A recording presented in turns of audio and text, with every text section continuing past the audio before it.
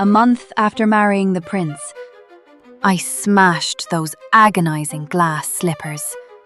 To squeeze into them, my two stepsisters went so far as to mutilate themselves. One chopped off her big toe, the other sliced off her heel. They genuinely believed that by hacking away their own flesh, they could fit this man's rigid standards. And the result? To please me, his newly crowned princess, my heartless father drove my stepmother and sisters out, leaving their wounds to fester until they both perished.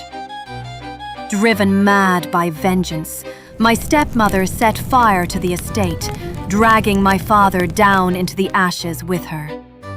The world pities him. They say he married a wicked shrew and died for another woman's daughters. Only I know he got exactly what he deserved. After all, those two dear sisters of mine were his own blood, illegitimate daughters born from his affair with my stepmother long ago. The prince stared at the shards scattered across the floor, freezing for a long moment before choking out a single, rasping word. Cinderella. Your Highness, please do not call me that anymore. I have reclaimed my true name. Ella. The name my mother gave me, which stands for light, hope, and kindness. My mother wanted me to be kind, so even with a ruthless father, a vicious stepmother, and cruel sisters, I never took their lives. Yet I had 100 ways to do so. I fetched water and chopped wood every single day. If I wanted, I could have splintered anything in my path. I bought food and cooked meals daily. I knew precisely which ingredients nourished and which acted as silent poisons. My father drank the tea I brewed every morning. My stepmother inhaled the fresh flowers I picked. My sisters laughed and played on the balcony I swept. See? The opportunities were endless. But every time I was ready to strike, my mother's dying whisper would echo in my ear. My beloved Ella, you must live as pure as gold, as gentle as a lamb. Only then can I watch over you, always by your side. So I swallowed my malice, hid my fangs, donned the sheepskin, and played the helpless victim, all just to feel her presence. Yes, my mother, who gave her life selflessly, withered away in body, but her spirit never left me. She was my hero. She was as gentle as water, yet as unyielding as stone. Every night I would curl up in her arms, begging for her bedtime stories, tales of how she won back my father's fortune, defeated his rivals, and made him a wealthy man. In my dreams, a glorious general would appear, spear in hand, astride a magnificent warhorse, cutting through enemy lines like a thunderbolt and leaving no survivors.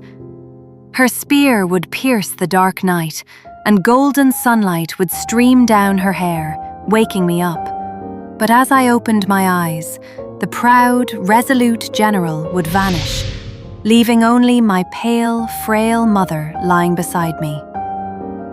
Once father secured his wealth and status, he used a child, me, to drag mother off her battlefield and lock her in the house.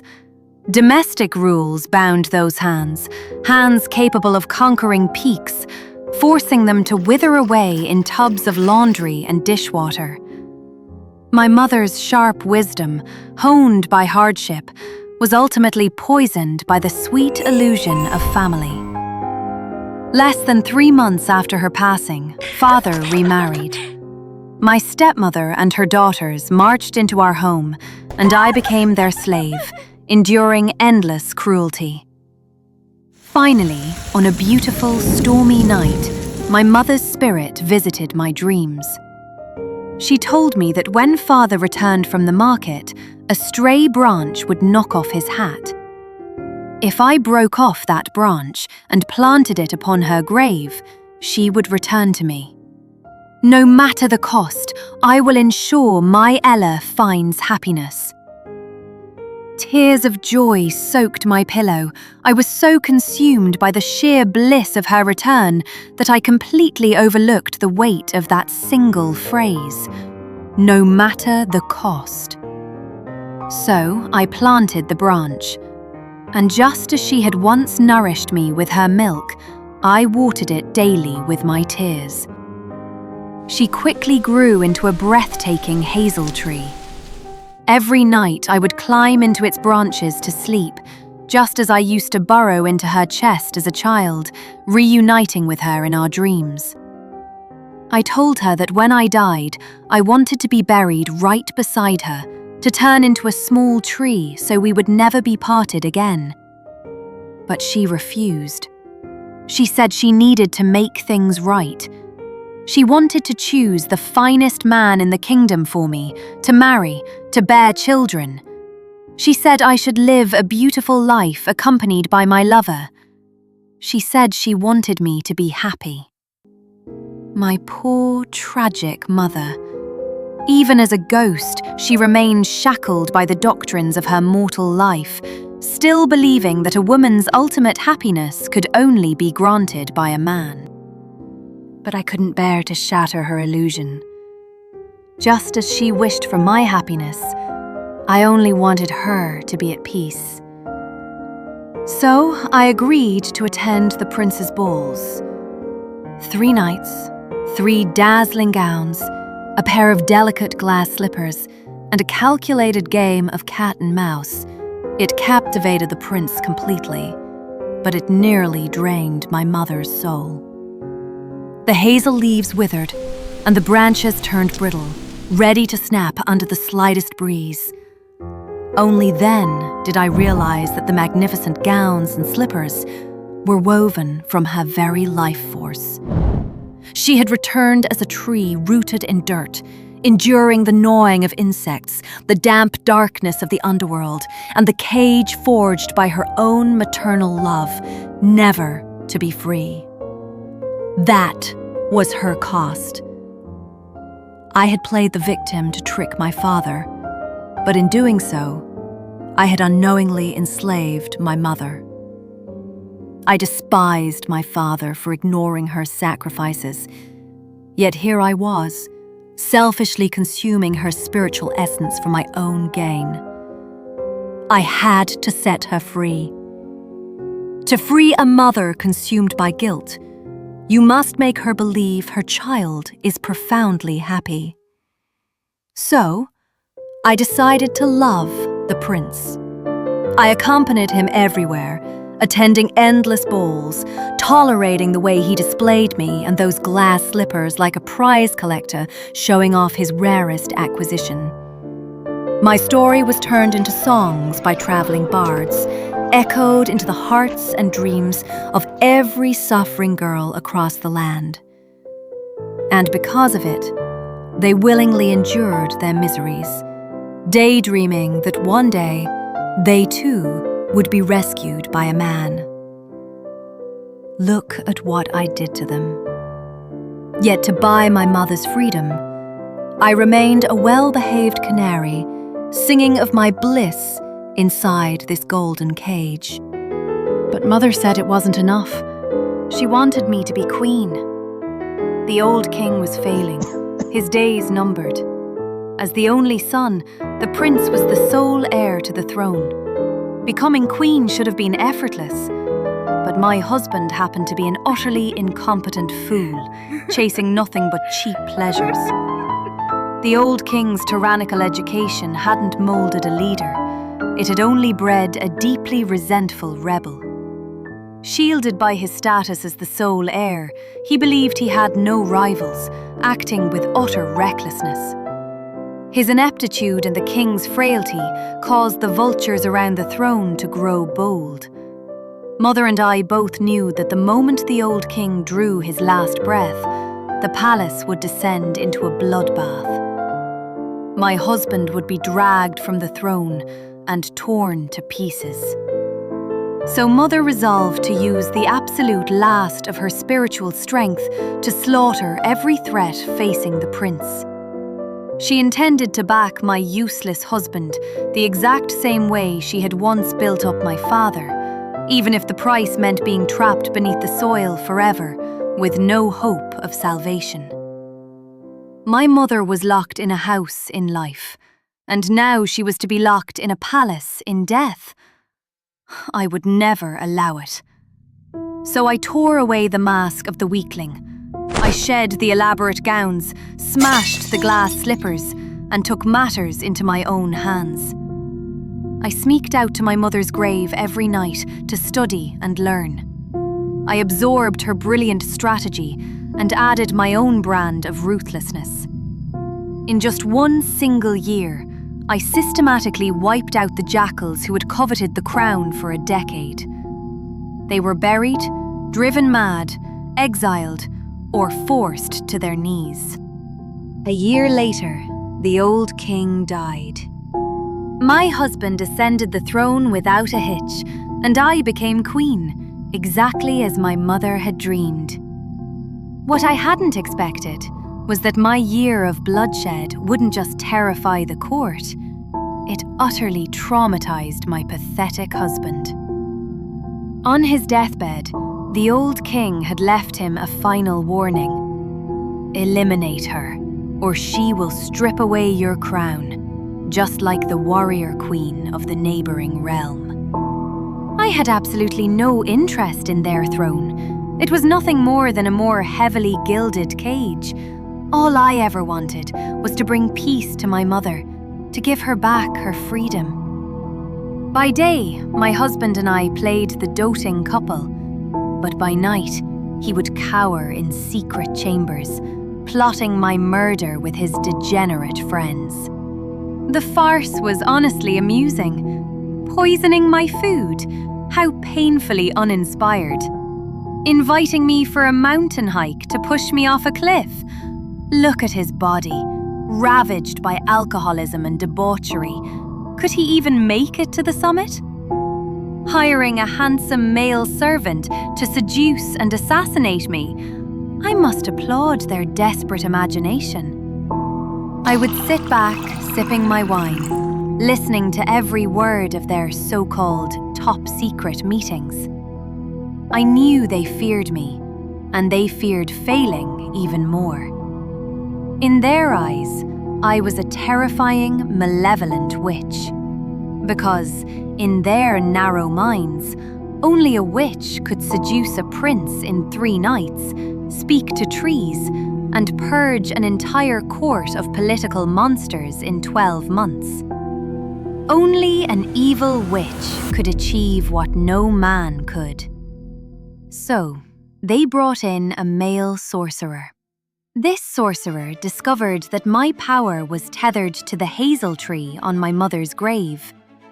To destroy me, they needed to hack down the tree, exhume the grave, and sever my source of strength. Suddenly, the game stopped being fun. It was time to end the show. My husband invited me to a grand banquet under the pretext of our wedding anniversary, while the sorcerer led an army straight to my mother's grave. All night, my husband forced a sickening smile, sweating as he scrambled for small talk, his eyes constantly darting toward the heavy doors, waiting for the news of his victory.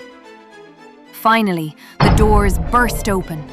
My husband leaped to his feet, pointed a trembling finger at me, and roared with laughter. "Cinderella, you are finished!" But the figures marching into the hall turned his ecstatic grin into confusion, then horror, and finally, absolute disbelief. I looked at him and said, "I am no witch. I am just an ordinary woman. Yet I can still crush your enemies and predict your every breath. And precisely because I am a woman, I can achieve what men never could. You see, these people standing before you are my true magic. A sisterhood that has quietly surrounded you and your political rivals for generations. The maidservants. My husband shrieked, "Impossible! They are nothing but lowly, wretched maids. How could they conquer an enemy that even the old king couldn't defeat?" Of course he thought so. My husband only knew how to indulge in their labor. He never once truly acknowledged their existence. He looked right through them, exactly like my heartless father. I told him to look closer, to really, truly think. Who bathes, dresses, and grooms you every single morning? Who strips you, washes you, turns down your sheets, and scents your chambers every night? Who memorizes your shifting appetites? And who do you think is back there, scrubbing your palace floors and washing your clothes? Who gets dragged into your rooms the second you boys feel like it? And who gets passed around like some cheap toy once you're bored? You fools believed the trees were my spies, so you cleared every green leaf from your secret chambers. Yet you willingly left the maidservants in the room to pour your wine, light your pipes, and tend to your whispers. You treated them like air. You ignored their very presence. But remember this: without air, a man suffocates. The king choked on his words, completely paralyzed. Then, a desperate thought struck him, and he bellowed at the women standing behind me. What did this woman give you? Status? Gold? Power? I can give you 1,000 times more. I am the king. I can grant you anything. I merely smiled and stayed silent. It was Matilda, our head cook, who stepped forward and spoke for us all. Ella gave us our respect. My husband's mind couldn't even grasp the weight of that word. He began to spiral, muttering, "Not a witch, just a woman. Then what about the sorcerer? What about my army? Where are they?" I told him the truth. Matilda had slipped a little something extra into the garrison's stew. Right now, his glorious army is so violently ill, they don't even have the strength to pull up their trousers. As for his grand sorcerer, I am just an ordinary woman, so no, I couldn't kill him. But my mother could. In an instant, the entire stone palace shuddered. Massive, pitch-black shadows tore through the floorboards, lunging at my husband and wrapping around his throat until he gasped for air. Roots. My mother's roots. I have spent the past year nurturing her with everything I had. Her roots have long since snaked their way from her grave, spreading silently beneath every inch of this castle. She had no desire to harm you, fool. But you should have known better than to enrage a mother who would tear the world apart for her daughter. Terrified to his core, my husband dropped to his knees, weeping and begging for mercy. He began screaming out frantic confessions of love, swearing he had been hopelessly infatuated with me ever since those 3 nights at the ball. Oh, really? Then prove it. I pulled out a pair of glass slippers and dropped them before him. If he could fit into them, I would believe his hollow words. He couldn't even force half his foot inside before the agonizing squeeze brought him to tears and cold sweat. I quietly reminded him that my sisters willingly hacked off their toes and heels just to conform to the precise standards he fantasized about. Trembling like a leaf, my husband kicked the slippers away, weeping that if I spared his miserable life, he would willingly abdicate and give the throne to me. Give? If I wanted your throne, I would simply take it. Why would I ever need you to give it to me? I have no use for your pathetic life, nor this crown. In absolute despair, he whimpered, asking what he must do to survive. It is simple. Learn the name of every single woman in this palace. Learn to respect women and force this entire kingdom to do the same. If you don't know how, you can go and study under the Snow Queen in the neighboring realm. She is remarkably patient with her students. Of course, if you prove to be an unteachably fool, I am certain she wouldn't mind absorbing your little kingdom into her own map. And what about me? What do I want? The massive roots cracked open, and from the glowing fissures, countless shimmering specks of light drifted into the air. They swirled together, condensing into a tiny, delicate bird that gently touched down upon my palm. It was my mother. I am going to take my mother to see the wild, open oceans, the vast mountains, and the endless wonders of this world. I want her to finally see the real me, and more importantly, I want her to finally see herself. I want my mother to reclaim her true name, Leora.